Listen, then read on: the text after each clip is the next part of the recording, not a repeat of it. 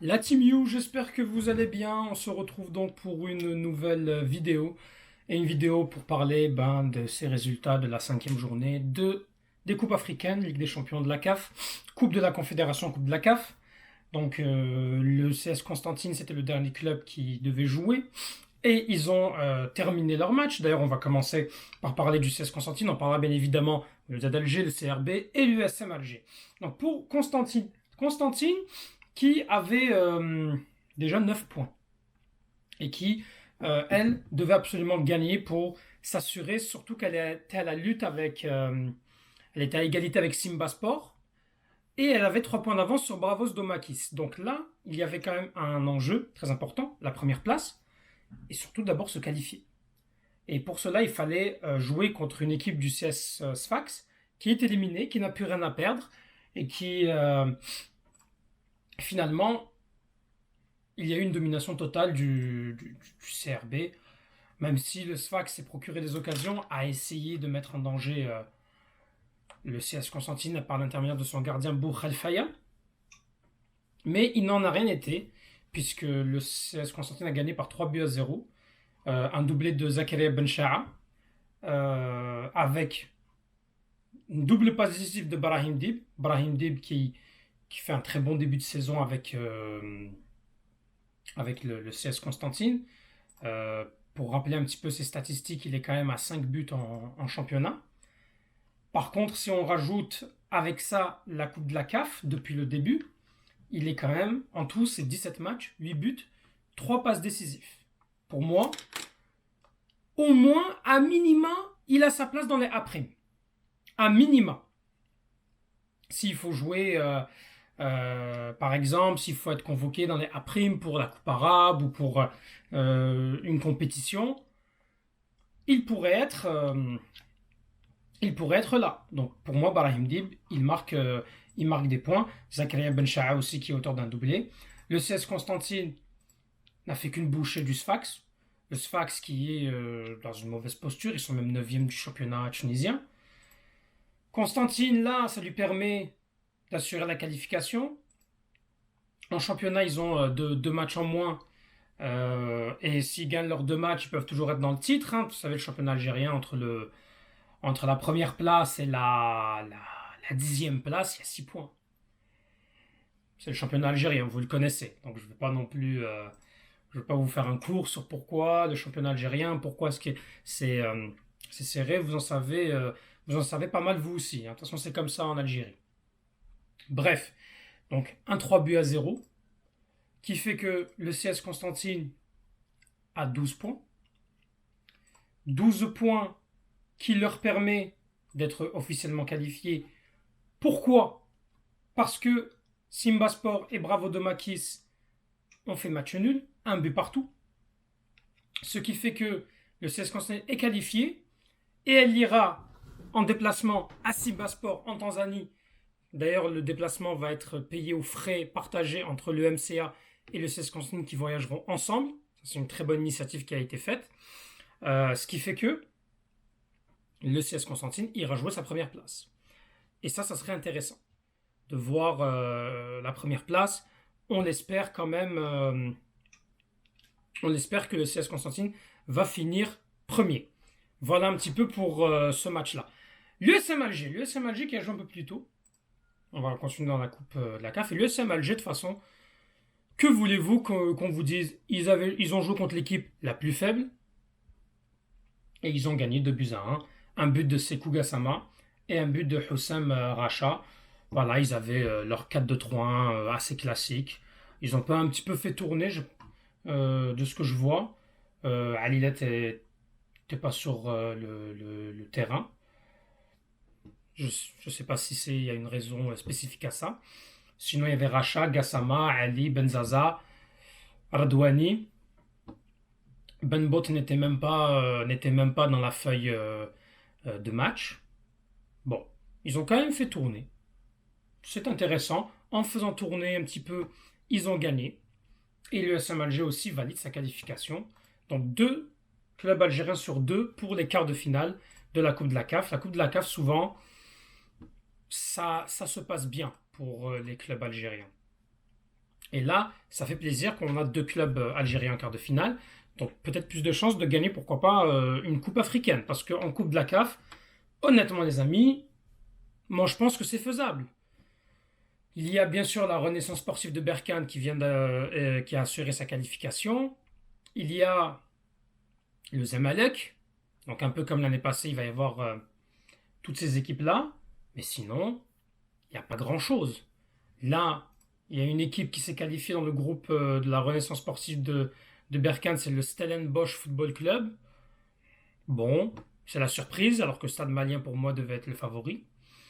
Là, dans le groupe de l'USM Alger, Jarraf qui a 8 points parce qu'il a gagné contre l'ASEC Mimosa. Et l'ASEC Mimosa maintenant doit espérer, je suis pas sûr, il faut voir est-ce que c'est les confrontations directes ou si c'est la différence de but général, que l'ASEC Mimosa va quasiment éliminer.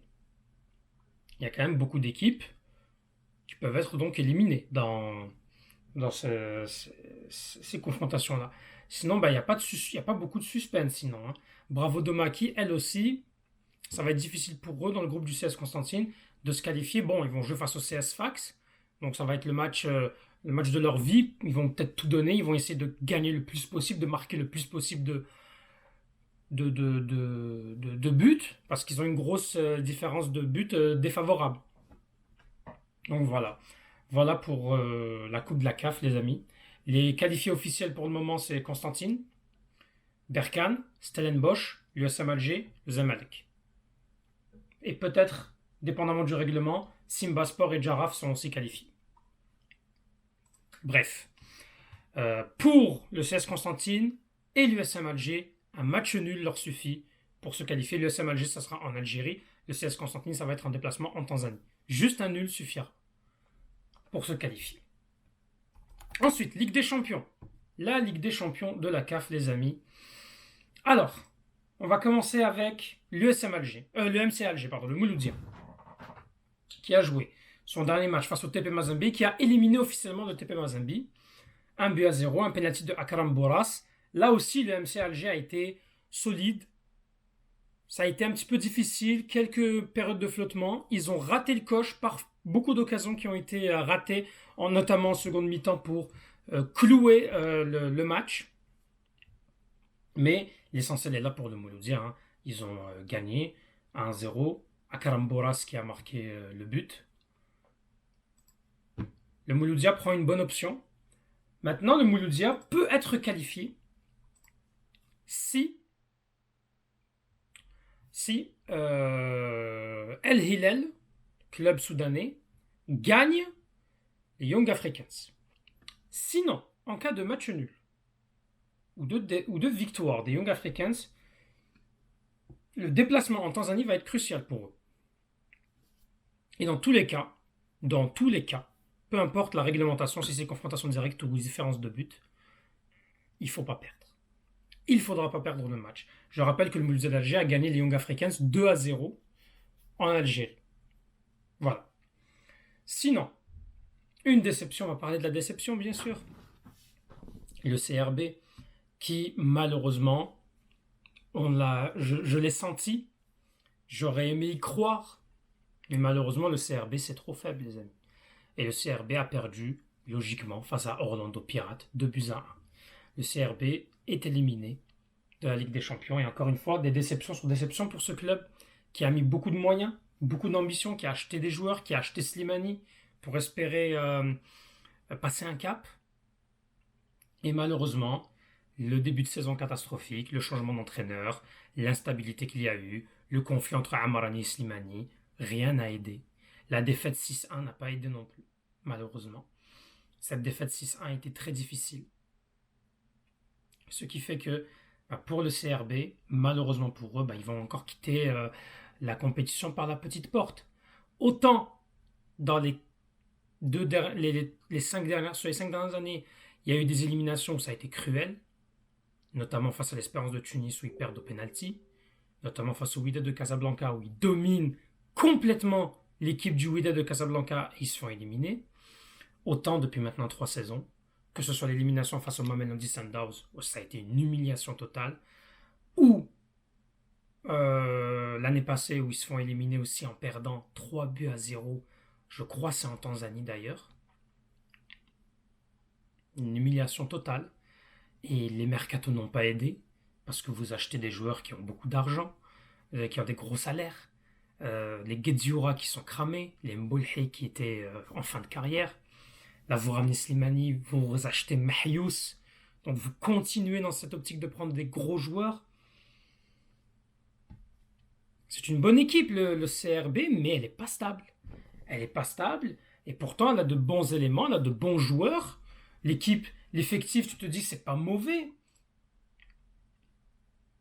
Ils ont joué avec Haddad Keddad en défense, Khassef, Ben Ayada, Zerba. Pas mauvais, Zerba. Dans tous ces défenseurs-là, bon, à part les défenseurs centraux, Khassef, bon, c'est oui, c'est bon, mais pas plus non plus. Ben Ayada, Ben Ayada, ben, on connaît Ben Ayada, hein, je vais pas vous rappeler c'est qui Ben Ayada. Ben Git, Ben Tahar Slimani, tu dois faire mieux normalement. Tu dois faire mieux, et malheureusement, ben, le CRB n'y arrive pas. Et face aux grosses équipes, parce que le Stade d'Abidjan, c'est une équipe qui était à leur portée, clairement. Mais les autres confrontations, les autres matchs, c'est terrible. Et encore une fois, moi je les ai vus face à l'Ahli. Tactiquement, c'était assez cohérent, mais on dirait que mentalement, ils n'y arrivent pas. Ils n'y arrivent pas et ça fait mal. Ça fait mal pour eux. Je pense que, bon, perdre en Afrique du Sud, c'est toujours compliqué d'aller se déplacer en Afrique du Sud. Je pense que le problème, c'est que quand ils sont venus en Algérie, à Alger, c'est là où tu ne devais pas perdre. Et malheureusement, le CRB a compromis sa qualification dès son premier match. Parce qu'on savait que l'Ahli, ça allait être difficile au stade international du Caire. Parce qu'on savait que cette équipe du Ahli, c'est une très grande équipe. Et pourtant, c'était de l'espoir. Parce que gagner l'Ahli en Algérie, c'était vraiment très très bien. Un très bon coup. Mais il fallait au moins prendre le match nul. Malheureusement, ça n'a pas été fait. Voilà. Que voulez-vous que je vous dise? Le CRB quitte par la petite porte et c'est comme ça. Voilà, des amis. Donc, CSC, CS Constantine qualifié, USM Alger qualifié. Le Mouloudia a pris une bonne option et peut encore jouer. Ils vont jouer jusqu'au bout, au pire, si les Young Africans gagnent le Hillel. Voilà. N'hésitez pas à mettre un commentaire. Abonnez-vous, les amis. Tahal Jazer, Falastin Chouad.